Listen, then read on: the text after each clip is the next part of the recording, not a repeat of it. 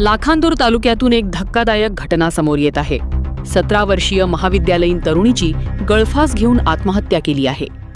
लाखांदूर तालुक्यातील चपराड येथे एका अल्पवयीन महाविद्यालयीन तरुणीने राहत्या घरी ओढणीने गळफास घेत आपली जीवनयात्रा संपवल्याची दुर्दैवी घटना उघडकीस आली। ही घटना रविवारी 2 ऑगस्ट रोजी सायंकाळी 6 वाजताच्या सुमारास चपराड येथे घडली।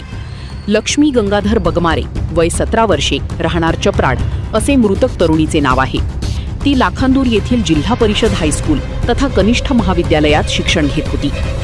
पोलीस सूत्रानुसार मृतक लक्ष्मीचे वडील गंगाधर बिशन बगमारे हे मागील 1.5 ते 2 वर्षांपासून दुर्धर आजाराने ग्रस्त असल्याने अंथरुणावरच आहेत। घटनेच्या दिवशी लक्ष्मीची आई आणि मोठा भाऊ मजुरीच्या कामासाठी घराबाहेर गेले होते। या दरम्यान संध्याकाळी 6 वाजताच्या सुमारास लक्ष्मीने घरातील कपडे वाळविण्याच्या बांबूला ओढणीच्या सहाय्याने गळफास घेतला। घरी परतलेल्या तिच्या आईला लक्ष्मी मृत अवस्थेत निदर्शनास आल्यानंतर त्यांनी हंबरडा फोडला। आवाज ऐकून शेजारील ग्रामस्थ तात्काळ घटनास्थळी धावले।